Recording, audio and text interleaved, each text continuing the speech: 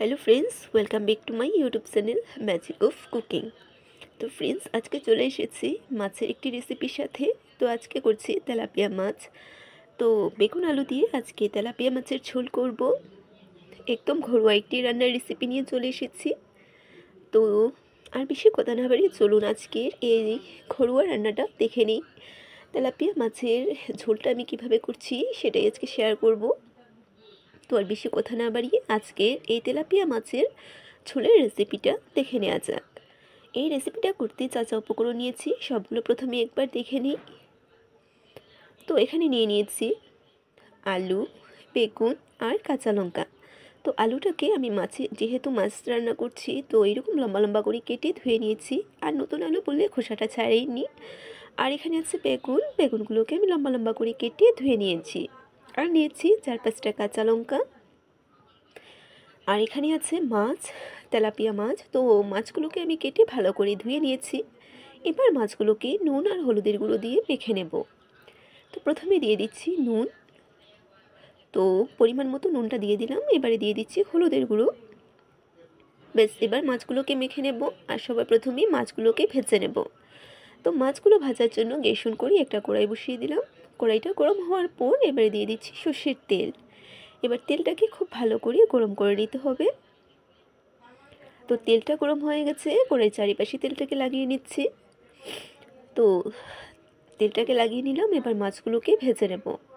তো প্রথম বেছে আমি বেশ কয়েকটা মাছের পিস একসাথে ভেজে নেব। সাথে থাকুন আর ভিডিওটি শেষ পর্যন্ত দেখতে থাকুন। তো দেখুন, আমি তেলাপিয়া মাছগুলোকে এবার তেলের মধ্যে দিয়ে দিচ্ছি ভাজা করার জন্য। আর আজকে আমার ভিডিওর ভয়েসটা একটু শুনতে আপনাদের প্রবলেম হতে পারে, কারণ শরীরটা ভালো নয়, তার জন্য এই ভয়েসটা দিচ্ছি। অনেকটা প্রবলেম হচ্ছে। তো যেহেতু আমি ভয়েস দিয়েই ভিডিও করি, তো না দিলেও হবে না বলে আমি আজকে ভয়েসটা দিচ্ছি।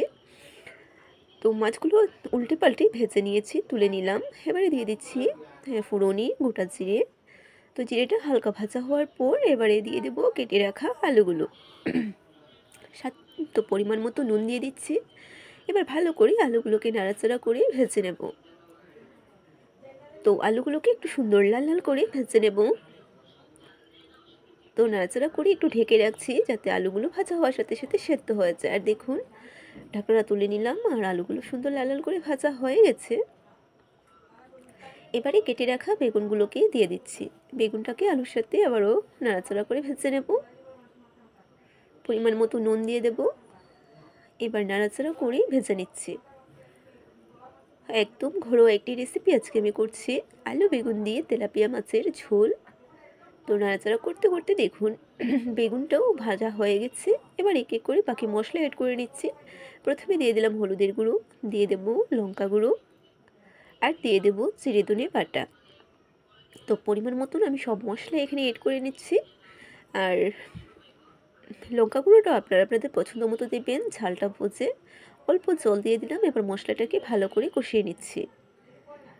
তো নাড়াচাড়া করতে করতে মশলাটা কষিয়ে নিচ্ছি। আর গ্যাসের আঁচটাকে আমি একদম লোতেই রেখেছি। তো লোতে রেখে মশলাটাকে কষিয়ে নেব।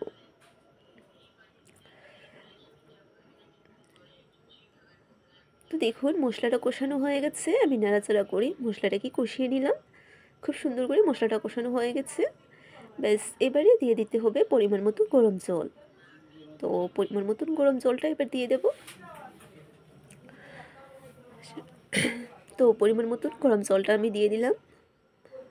ভালো করে একবার এইভাবে নাড়াচাড়া করে নিচ্ছি যাতে মশলাগুলো ভালো করে এইভাবে মিশে যায় ঝোলের সাথে। এবারে দিয়ে দেবো 3-4টি কাঁচা লঙ্কা চেরা। ব্যাস, এবার ভালো করে ঝোলটা ফুটে আসা পর্যন্ত অপেক্ষা করব। গ্যাসের আঁচটাকে আমি একদম হাইতে করে দিয়েছি। আর দেখুন, ঝোলটা খুব ভালো করে ফুটে এসেছে। তো ঝোলটা ফুটে আসার পর এবার ভেজে রাখা তেলাপিয়া মাছগুলোকে আমি দিয়ে দিচ্ছি। ব্যাস, একদম ঘরোয়া আমার রেসিপি। মাছগুলো দিয়ে আরও 3 থেকে 4 মিনিটের মতন আমি রান্নাটা করব। তাতেই তৈরি হয়ে যাবে আমার আজকে এই তেলাপিয়া মাছের ঝোলের রেসিপিটা। বেগুন আলু দিয়ে তেলাপিয়া মাছের পাতলা ঝোলের এই রেসিপিটা আমি প্রায় করেই নিয়েছি। তো দেখুন, আরও 3 মিনিটের মতন আমি রান্নাটা করে ফিরছি। তো 3 মিনিট হয়ে গেছে আর আমার রান্নাটাও দেখো কমপ্লিট হয়ে গেছে। আমার তেলাপিয়া মাছের ঝোলের রেসিপিটা তৈরি। এবারে দিয়ে দেবো উপর থেকে ধনেপাতা কুচি। তো ধনেপাতা কুচি দিয়ে দিলাম আর তৈরি হয়ে গেল আমার আজকের এই পাতলা ঝোলের মাছের এই রেসিপিটা। ব্যাস এবার গ্যাসের আঁচটাকে অফ করে দিলাম আর একটা পাত্রের মধ্যে এবার নামিয়ে নেব। তো তৈরি হয়ে গেল আমার আজকের এই তেলাপিয়া মাছের ঝোলের রেসিপি। আলু বেগুন দিয়ে মাছের এই ঝোলটা কেমন হয়েছে কমেন্ট করে অবশ্যই জানাবেন। আর ভালো লাগলে লাইক করবেন, শেয়ার করবেন, সাবস্ক্রাইব করে পাশে বেল আইকনটিতে ক্লিক করে দেবেন যাতে আমার চ্যানেলে আপলোড করা ভিডিওগুলো সবার আগে আপনাদের কাছে পৌঁছে যেতে পারে। আবার চলে আসবো আপনাদের সামনে নতুন রেসিপির সাথে।